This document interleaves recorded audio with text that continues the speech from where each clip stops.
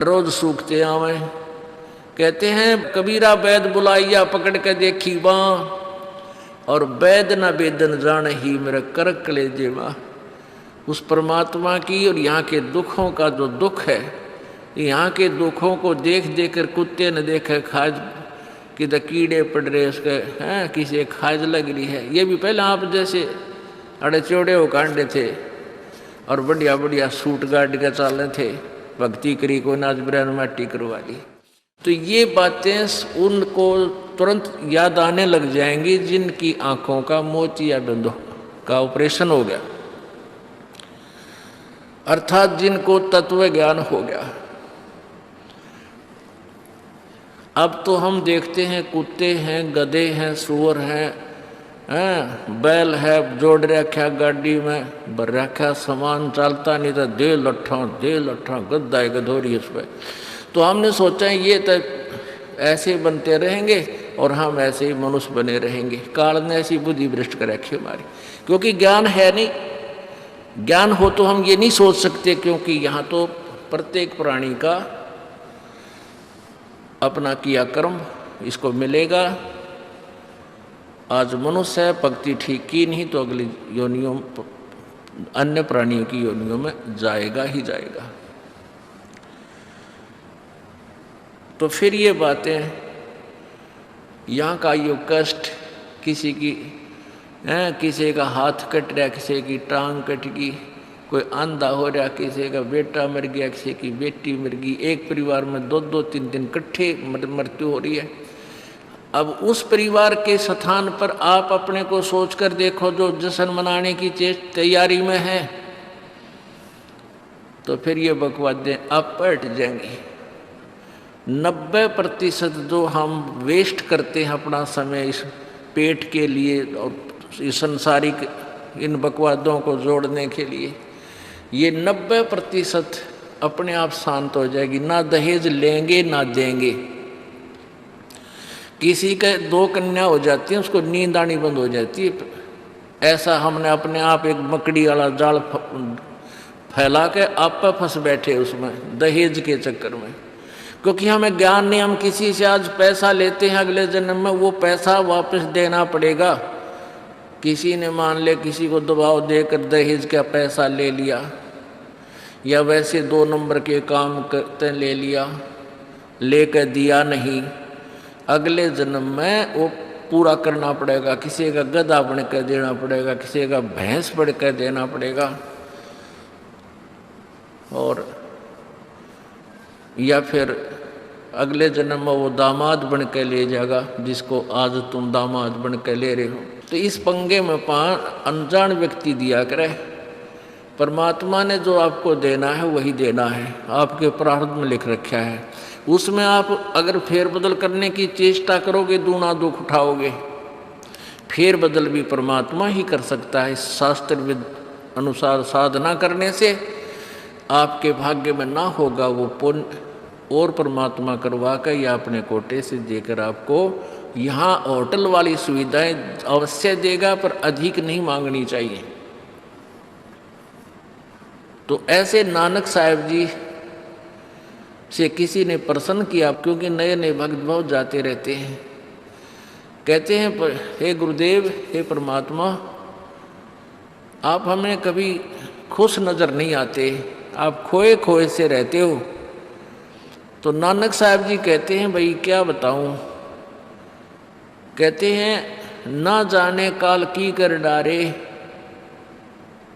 और किस विध ढल जा पासावे, और जिनाते सरते मौत खुड़क दी उन्होंने केड़ा हासावे। कि 1 सेकंड का पता नहीं यहाँ के बिजली गिर जा और कहाँ गिर जा। जैसे सन 2000 की बात है, पूरा भारतवर्ष गणतंत्र दिवस 26 जनवरी मना रहा था। उधर से गुजरात के अंदर एक जबरदस्त भूकंप आ गया। लाखों व्यक्ति अपने ही मकानों के नीचे, जो 3-3, 4-4 मंजिल के सारा जीवन पीढ़ी 2 पीढ़ी लाग कर बनाकर उसमें जश्न मना रहे थे, उन्हीं के नीचे दब के और लाखों व्यक्ति मर गए। सुबह सुबह का समय, छुट्टी का दिन, और सारे घर में सेठ थे। काल ने किसा दाव लगाया। तो यहाँ परमात्मा कहते तुम तो बालक हो, बालक कति डरते नहीं जरा से भी। डर जब हो जब आपको ज्ञान हो, और ज्ञान हो सत्संग से। सत्संग मान का समय नहीं कि तो और बकवाद हो रही हो, देख लो दुनिया इकट्ठी हो जा। और यहाँ कितने भक्त आ पाते हैं, जो आ पाते हो बहुत महान और पुण्य आत्मा है। उनके पिछले संस्कार इतने ज़बरदस्त हैं कि उनको प्रेरित करके लाते हैं। परमात्मा की रजा होती है उनके ऊपर। तो क्या बताते हैं, न जाने काल की कर डारे, और किस विध ढल जा पासा वे, और जिना ते सरते मौत खुड़क दी, उन्होंने केड़ा हासावे। अब फिर पूछते हैं क्या प्रभु आप सदा ऐसे ही रहते हो? प्रश्न किया किसी ने नानक जी से। नानक साहब ने कहा कि भाई मुझे भी खुशी होती है, लेकिन वो खुशी हम ऐसे प्रकट नहीं करते जैसे अनजान लोग करते हैं, नाचे कूदो या हा दांदरे का डर नहीं, अंदर ही होता रहता हमारे जो कुछ होता है। कहते हैं साध मिले साड़ी शादी होंदी, साध मिले साड़ा शादी होंदी, और विछड़ जा दिलगीरी वे, अख दे नानक सुनो जिहाना मुश्किल हाल फकीरी वे। कि तुम भक्तजन जब आते हो मेरे पास सत्संग सुनने के लिए, और जो उपदेश ले चुके हैं, और फिर वो सारे के सारे रह कर मेरे पास आ रहे हैं, तो मुझे बहुत खुशी होती है। उस दिन हमारे विवाह होता है, शादी होती है, समागम होता है, चहल पहल होती है। और जब तुम चले जाते हो, विछड़ जाए दिलगीरी वे, तुम चले जाते हो जब मुझे दुख होता है। क्यों होता है? कि तुम काल के उसमें पहुँच चले जाते हो, क्योंकि भक्त कम होते हैं और काल प्रेरित व्यक्ति ज़्यादा होते हैं। मुझे ये डर लगा रहता है कि कहीं ये भोली आत्मा उन काल के दूतों का ना फंस जा, और उनकी बातें वहाँ के भक्ति ना छोड़ दें, इनकी दुर्गति ना हो जा। जब तुम ठीक ठाक वापस आ जाते हो सभी, तो मेरी आत्मा खुश होती है। उस दिन मेरी खुशी का कोई ठिकाना नहीं होता, लेकिन वो होती है अंदर ही अंदर, लोग दिखावा नहीं होता। साध मिले साड़ शादी होंदी, और विछड़ जा दिलगीरी वे, अख दे नानक सुनो जिहाना मुश्किल हाल फकीरी वे। भाई कहते हैं यह भक्ति करना बहुत मुश्किल है। मुश्किल इन काल के दूता ने बना दी, जनता ज्ञानहीन कर दी। जो भक्ति नहीं करते वो तो सीधे काल के जाल में है ही। जो भक्ति करने की चेष्टा करते हैं तो किसी का तो पति लाठी ठाए पाओगा, तो उसके पति ने कोई और इंजेक्शन ला जाएगा। यो कि होया भाई हम भी तो नाम ले रहे हैं, हम वहाँ जाते हैं, हम तो 6 महीने साल में कभी कभी जाते हैं, और आप कहते हैं 10वें दिन भाग लेते हैं।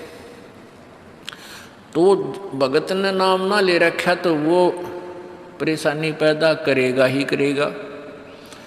किसी की पत्नी ने नाम नहीं ले रखा, भगत ने ले रखा है, तो वह सींग पे नहीं पावेगी। किसी के कहने सुनते जानते क्या सुनी घर में होगी।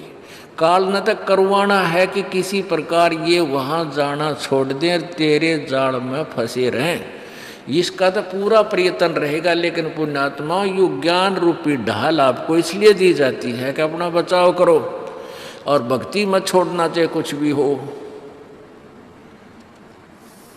आप पुण्यात्माओं अपने घर के काम में, ठीक है, पति पत्नी बच्चे सब कोई कार्य करना है तो सब मिलकर सलाह बनाकर कर लें, बहुत अच्छा होता है। उसमें कोई हानि लाभ भी हो जाती है तो विशेष दुख नहीं होता। उसमें अवश्य राय एक दूसरे की लेकर काम कर लेना चाहिए। और जब आता आत्म कल्याण का समय, उसमें किसी की राय की आवश्यकता नहीं। मान लीजिए आपने नाम लेना है और आपका पति नाट्य है, तो नाट्य जाएगा। ये अपने जीवन का सौदा तुमने खुद सोचना होगा, इसमें किसी की राय की आवश्यकता नहीं।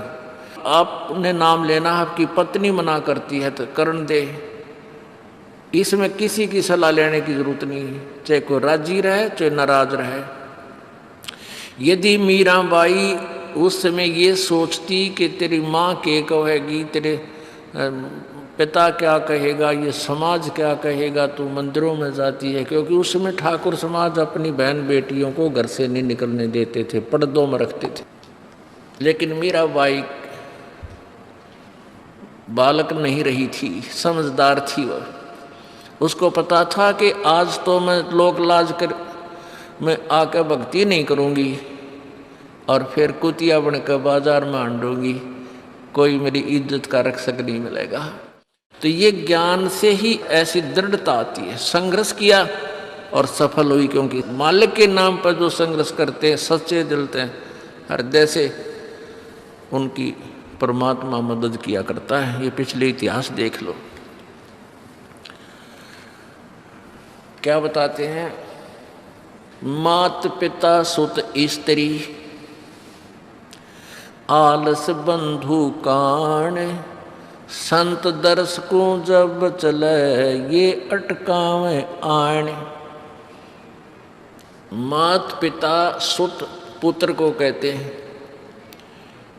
स्त्री जैसे कोई बालक हैं 15, 16, 10 वर्ष के, उन वो माता पिता के अधीन होते हैं। और बच्चे का समझ में आ गई और माता पिता मना करते हैं तो उनके अधीन है वो। और बच्चे जवान हो गए, बूढ़ा बूढ़िया का समझ में आ गई, फिर वो बालक बाधा करेंगे, वो रोकते टोकते हैं, तीसरा दिन चल पड़ते हो, किराया कितने डावा फलाना है, यानी कुछ ना कुछ बाधा कर सकते हैं। किसी का पति बाधा कर सकता है, किसी की पत्नी बाधा कर सकती है। जब भक्ति की तरफ अग्रसर होता है या सत्संग में आने की तैयारी करता है। या फिर आलस बंधु कान, आलस माने आप ढीले गोडे छोड़ दे, फिर देखांगे इबका नहीं जाता, सर्दी घनी है, गर्मी घनी है। और या बंधु कान, लोक लाज, इनके कारण ये है भक्ति में बाधक। अब क्या बताते हैं परमात्मा, मात पिता सुत स्त्री आलस बंधु कान, संत दर्श को जब चले ये अटकावे आण। इनका अटकाया अटके नहीं, और संत दर्श को जाए कह कबीर सो संत है आवागमन नसावे। इनका अटकाया अटके नहीं, और संत दर्श को जाए यानी सत्संग में अवश्य जावे, कह कबीर सो संत है आवागमन नसाए, उसका कल्याण होगा। आज मीराबाई जी का कितनी श्रद्धा और आदर के साथ नाम लिया जाता है। और यदि वो उसी तरह की क्रियाएं करती जो उस समय की बहन बेटियां लोक लाज में फंस का अपना जीवन बर्बाद करगी, आज वो कुतिया बनी आंडे। परमात्मा कहते नकबे सर नकबा बनी वह पैर थी हार हमेल, और सुंदरी से वह कुतिया बनी सुन साहिब के खेल। बीबी पड़ते रहे थी डोडी लगे थी बार, अब गातु गाड़े फिरती हैं बन कुतिया बाजार। वो पर्दे की सुंदरी सुनो संदेशा मोर, इब गातु गाड़े फिरती हैं वो करें सराय शोर। अब जो डोडी पर्दे जिनका लग गया करते, पर्दे में रहा करती थी, जो अपने आप को ऊंच घरों की बेटियां बहू कहा करती थी, उनके सत्संग की छीट लगी नहीं, घर से बाहर निकली नहीं, पूर्व जन्म की पुण्यात्मा थी, उनको कोई रानी बन गई, कोई महारानी बन गई, कोई अच्छे घर में जन्म, इस मायाधारी मस्करिया का जन्म हो गया। और वो भगवान से दूर रहने के कारण फिर अगले जन्म में कुतिया की योनि पाती है।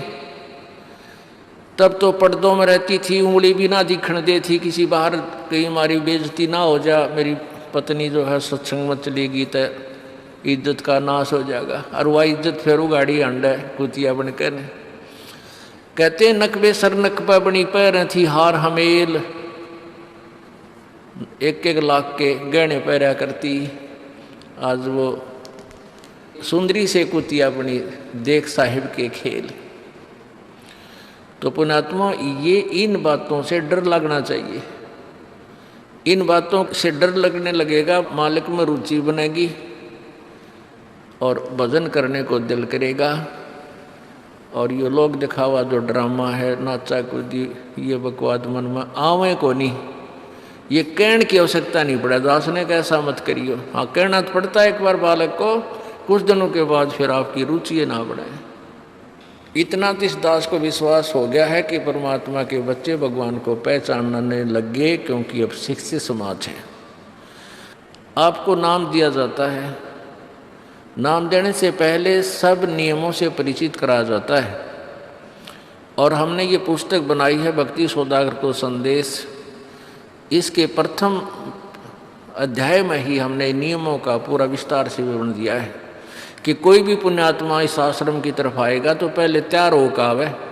पहले क्या होता था कि भक्तजन समझाते थे, नाम ले लो तुम्हारा कल्याण हो जाएगा, बड़े सुख होते हैं। यहाँ आ जाते थे उपदेश लेने, और यहाँ आकर के हम फिर उनको लिस्ट दिखाते थे, ये नियम निभाने हैं, तो भाग जाते थे कि नहीं हमारा भी ये नियम नहीं निभा, क्योंकि वो उल्टे रंग में रंगे हुए वो सारे। तो अब उनको पहले ये लिख कर दे दिए कि तुम तैयार होकर आ जाना, तुम्हारा मन मानने तो आना, क्योंकि कल्याण होगा इस मर्यादा में रहने से।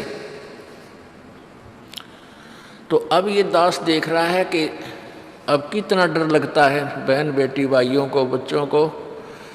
अब वो कहीं, क्योंकि समाज हमारा जो है सारा का सारा समाज काल प्रेरित है, उन्हीं क्रियाओं को कर रहा है जो ना करने वाली होती हैं। और हमारा भक्त एक घर में एक व्यक्ति ने नाम ले लिया और 5-6 व्यक्ति वो सारे शास्त्र विरुद्ध साधक हैं, तो उनके साथ संघर्ष बनता है बेचारे का जा करके।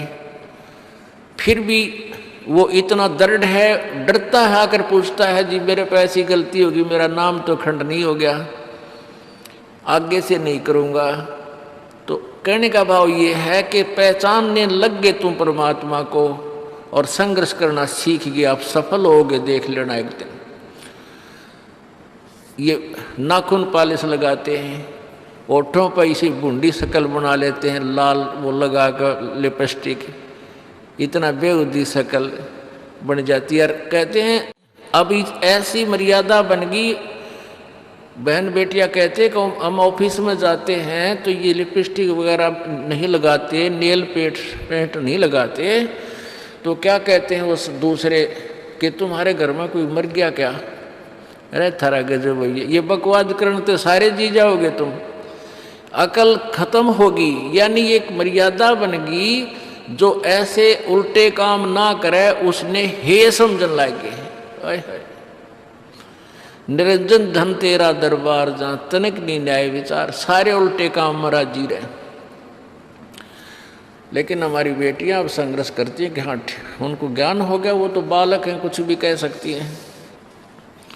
तो अब हम सबको बताते हैं ये ऐसा नहीं करना, क्योंकि पहले हमारा ज्ञान गाँव में ज़्यादा चला था। इस दास ने गाँव में जाकर प्रचार किया, तो वहाँ तो ये था को ना लिपस्टिक का फंड था, ना कोई नाखून पालिश लाया करती, मेहंदी मुंजी ला लेती, तो यार वो भी मना कर दिया हमने, समझा दिया कि इसका कोई फ़ायदा नहीं है, अपना भक्ति करो।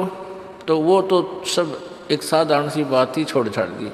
अब शहरों में फैल गया परमात्मा का जो ज्ञान है। अब शहरों से जो बेटियां आती हैं वो सारे तो नाखुना निशी बुरे हाल तो सनाए पाओगी। और इधर बिहार में तो और बेगन हो रहा है, कति बूढ़ी बालक सारे लाल ये नाखुना न कति जो कुसूती तरह पेंट करके लाऊंगी न चमकांदे। अब इनको समझाना पड़ता है कि ये नहीं करोगे तो मान जाते हैं कि नहीं आगे नहीं करेंगे हम, क्यों इनकी आवश्यकता भी क्या है। भगवान ने जो कितने सुंदर नाखून पहले बना कर दे रखे, इन पर क्या फायदा और बकवाद करने की। तो मालिक ने जो अंग दे रखे हैं वो बहुत अच्छे बना कर दे रखे हैं, इसमें हमको फेरबदल करें ही हमारी वो लोग दिखावा मेकअप है, इसकी हमें आवश्यकता नहीं।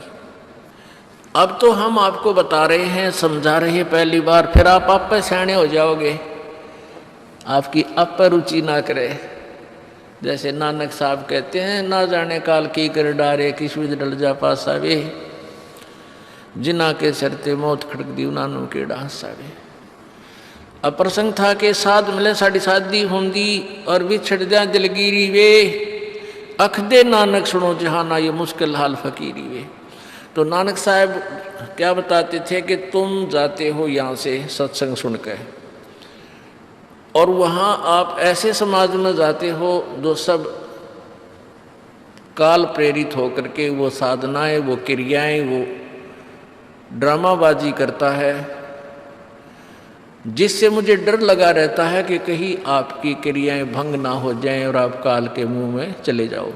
जब तुम वापस आ जाते हो तो मुझे बहुत खुशी होती है कि परमात्मा के बच्चे काल के जाल से बचे हुए, तो उस दिन खुश होता हूँ मैं।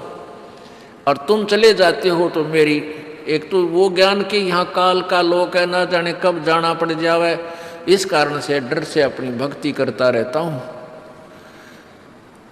और एक तुम्हारी भी चिंता खाती रहती है कि कहीं काल के जाल में ये बालक फिर ना फंस जाएं। तुम वापस आ जाते हो एज इट इज, तो फिर मेरी खुशी का ठिकाना नहीं रहता। साध मिले साड़ी शादी होंगी, साध यानी साधु संत, ये भक्त आप साध हो। साध माने जो साधना कर रहा है, और साधु सोए जो सीधा चाल है, यानी जो और लोग दिखावा बकवाद नहीं करता, शराब मांस तम्बाकू नहीं पीता और मेकअप वगैरह शरीर के वापस जरूरत नहीं। कहते पति भरता भावानी चोम चटक श्रृंगार।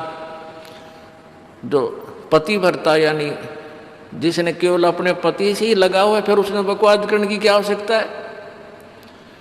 तो कहने का भाव यह है कि हम सच्चे ढंग से जब लगेंगे, फिर हमने अब पे इच्छा ना हो किसी वस्तु की। परमात्मा कहते हैं इस काया का गर्व ना करियो के काला के गोरा रे, और बिना भजन इसका कुछ काम ना आवे, चाहे ऐतर छड़को चारों ओर आ रे। ये शरीर क्या है, ये गोरा दिखा है चाहे काला किसी का, इसने थोड़ा सा छोल के देख लो, एक जैसा कोबाड़ सब में भरा पड़ा है। ये ऊपर पालिश का फर्क रखे, और इससे नाम अच्छा बूंदा मान लेते हैं। नहीं, ये चाहे काला है चाहे टेढ़ा बेढ़ा है, चाहे किसा है बूंदा काना लंगड़ा है, इसमें जब भक्ति कर गया वो सफल है, और इस मेकअप में लग गया रहा वो असफल है, चाहे वो कितना सुंदर दिखता हो। तो पुण्यात्मा परमात्मा कहती ये मिट्टी है, इस मिट्टी से हमने लाभ उठाना है, इसे सोना बनाना है, भक्ति रूपी धन कमाना है, तो इसी से कमाया जाएगा। अब प्रसंग है कि जूठे सुख को सुख कहे ये मान रहा मन मोद, ये सकल चबीना काल का कुछ मुख में कुछ गोदी। अब परमात्मा आप बताओ, हमें आकर के बोली आत्माओं हमें जगा रही है। हमने काल के कुएं की भांग पी रखी है, यहाँ की मान बढ़ाई और इस माया की। कबीर परमात्मा कहते हैं कबीर ये माया अटपटी या त्रिगुणमयी माया, ब्रह्मा विष्णु महेश के द्वारा जो हमारे अंदर प्रेरणा कर रखी है, त्रिगुणमयी माया के विषय बता रहे हैं। कबीर ये माया अटपटी सब घट आण अड़ी, किस किस को समझाऊं ये तो कुएं भांग पड़ी। अब किस किस ने समझावा, सब एक तरह की भांग पी के एक जैसे विचार, एक जैसे बोल, एक जैसा ज्ञान इन्होंने ग्रहण किया हुआ है, और ये दास सच्चा ज्ञान सुनाता है इसका विरोध करते हैं, इसको जल्दी समझ नहीं पाते क्योंकि इनको इस माया रूपी और अज्ञान रूपी भांग का नशा हो रहा है। तो परमात्मा कहते हैं कबीर ये माया अटपटी सब घट आण अड़ी, और किस किस न समझाऊं या तो कुएं भांग पड़ी, यानी सब ने एक जैसा ही ज्ञान ग्रहण कर रखा है, सबके एक जैसे विचार हैं। अब झूठा सुख कौन सा है?